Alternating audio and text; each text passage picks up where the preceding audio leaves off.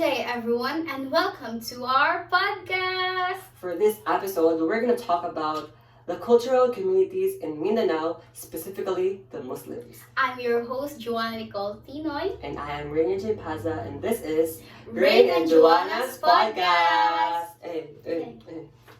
So, before we delve into specific subgroups, let's provide some context about Muslims. So, they are the most significant minority in the Philippines. They are, for the most part, remain outside the mainstream of national life. That's right. Set apart by their religion and way of life. The Muslims are believers of Islam. The Muslim possess a culture which is different from that of the Christian Filipinos. Their culture has been greatly influenced by Islam. It will be an interesting venture to know more about their culture.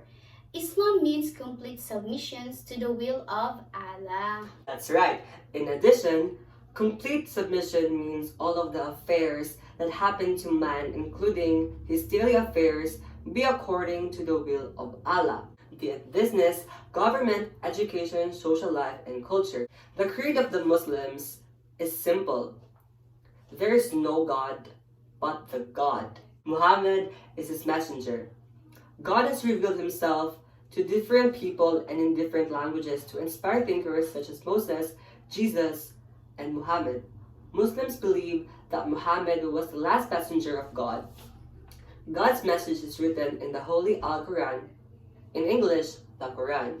So, did you know that the Islam is the second largest religion in Mindanao, and the Mindanao Island Group is home to the majority of the Filipino Muslims in the Philippines? Did you know that? So you're right, partner. So the Philippines is home to various Muslims communities, each with its own unique history, tradition, and cultural practices. That's right. For the Magindanaoans and Maranaos to the Taosogs and Yakan, these subgroups contribute to the rich and mosaic of Philippine Muslim identity. So Philippine Muslims consist of the following subgroups defined on the basis of their language. So without further ado, let's talk about all of the subgroups. So the first subgroups in the Muslims are the Maguindanao. The Maguindanao refers to the people living in the Pulangi area located in what are now North Cotabato, Sultan Kudarat, and Maguindanao provinces. Cultural communities within this region also include the Titoray, Tibuli, and the Manobos. Maguindanao originally means people of flatted plain. So, the name Maguindanao was also named after the sultanate or dynasty that ruled the area of several days. That's right, partner. So in addition, this Muslim group live in South Central Mindanao. So they are the largest group of Muslim Mindanaos. They speak a language that is in the same group as most of the Philippine language. So including Tagalog, and are believed to have converted to Islam 15th and 16th centuries. So that's all for the Maguindanao. So the next subgroup is the Maranao. So the Maranao means people of the lake. Their homeland is called Lanao or lake. Their oldest settlement started around here, and up to this day, highly populated communities still dot the lake. So their language is similar to Magindanaoan and Irano, and they form the largest Muslim community and cultural minority in the Philippines. So their families are traditionally large and close-knit. Feudal standing in some parts is still visible. So you're right, partner. So the position, wealth, and land ownership of many of those considered from an ancestry of royalty still maintain some political position or prominence in their areas. They have traditionally been fishermen and farmers and live in villages made up of a few households, but the households have often been large with several families, leaving the rear of the dwelling serving as a communal kitchen. So let's now moving on to the next subgroup of the Muslim, which is the Tausug. So Tausug was derived from Tao meaning man and Sug meaning current, and translate into people of the current. Another argument made on the meaning of the name states that the name in fact translates to the brave people. So the Tausug, even before the arrival of Islam or Christianity, and the people who promulgated their system of government. The Sulu Island, where the Tausugs are found, had their own system of government. That is right, partner. So, in addition to that, the Taosugs openly welcomed Islam and the system of government that came with it. This has bred to the establishment of the Sulu Sultanate. Leaders from the region moved to the other places in the country, spreading Islam and its system of government in Tawi-Tawi, Palawan, Basilan, Zamboanga, and Sabah. So that's it for the Tausug, and now let's move on to Sama. So for Sama, also in the Sulu archipelago are the Sama, consisting of 5 subgroups, including the Sama and the Bajau. So these people are highly dispersed in the Sulu archipelago. So you're right, partner. They are considered both people, spending most of their time in a constant movement throughout the islands in the area or living on the water. The Sama are also considered the sea gypsies of the Philippines. That's right. So I like wonder how they live in water, right? Yes, partner. So let's now move on to the next subgroup, which is the Yakan. So Yakan is the majority Muslim group in Basilan, south of Mindanao. The Yakan have generally 2 spheres of belief, integrating Islamic principles and traditional beliefs into what is referred to as folk Islams. So the Yakans were primarily under the Solo Sultanate, but proving to be deliberately their own through the leadership of Dato Calon. The Basilan Yakan had given the Spanish and Americans. Absolutely. However, the Yakan have remained in many instances separate from any rule.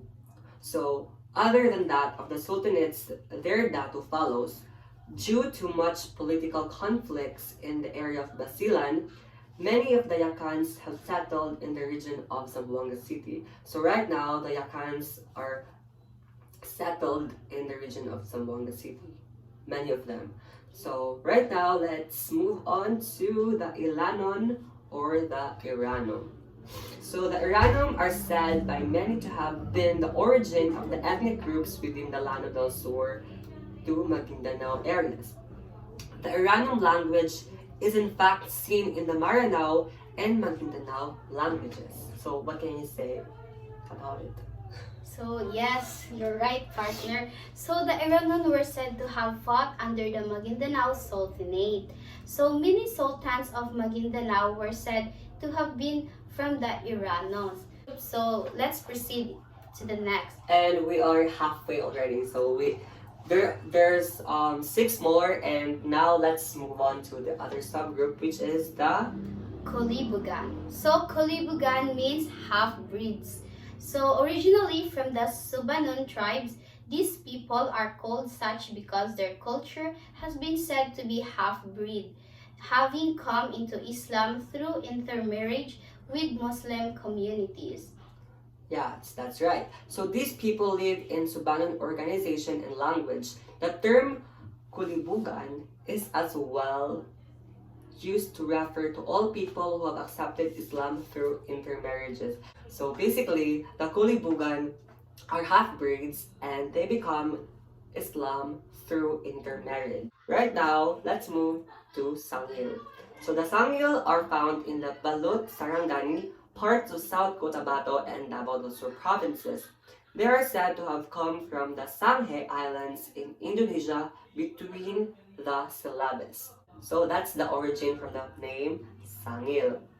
So it's a new partner. So indeed, partner. So they are the people who were already Muslims before they came to the Philippine shores. So they are also known for their boat making. They have also been said to be the buccaneers who attacked Spanish territories in other parts of the Philippines. Oh, so they're already Muslims when they arrived here in the Philippines. Yes, That's partner. interesting. Exactly. So let's move to Calagan. So, Calagan. Calagan are the mostly found in the Davao provinces. Their Islamization was achieved through the arrival of the Magindanaoan and the Tausug. However, when the Maguindanao Sultan and Tausug left, the Kagan became marginalized and with less improvement in their social organization. Yeah, that's right. So that's for Calagan, and now let's move for the Muslim inhabitants of Palawan. So Palawan inhabitants Panimusan. So we're Islamized through the Sulu Sultanate, through the Tausog who went there to introduce the Islam to the local people. Now, the Muslim population is in the area are found in the Batarasa, Quezon, Brooks Point, Espanola, Nara, Rojas, Taytay, and Aburlan. So that's for the Muslim inhabitants of Palawan. Let's move on to the Jama Mapon. So, Jama Mapon. So, the largest concentration of Jama Mapon is the island of Cagayan de Solo. They are more oriented towards a land-based existence than most Sama groups, but are also heavily oriented towards maritime trade, emphasizing copra and forest products. They receive many consumers' products through barter with northern Borneo cities. That's right. So they live both on the coast and in the interior of their island. Kinship is traced bilaterally, but there are unlineal features such as the patrilineal inheritance of titles. Political structures revolves around the sultanate, but there is also an ancestor-based group called Lungun. The elaborate music and dance of the Jamamapon are related to the Southeast Asia. So that's it. So now let's move for the Bajau, second to the last. So, Bajau, widely known as the Sea Gypsies of the Sulu and Celebes Seas, the Bajau are scattered along the coastal areas of Tawi-Tawi, Solo, Basilan, and some coastal municipalities of Zamboanga del Sur in the ARMM. So, amongst themselves, they are known as Samalaos or Sea Sama, and are found living on houseboats where they make their livelihood solely on the sea as expert fishermen, deep sea divers, and navigators. Indeed, partner. So they come to shore to barter their harvest for farm produce such as fruits and cassava, as well as replenish their supplies and make repairs to their houseboats.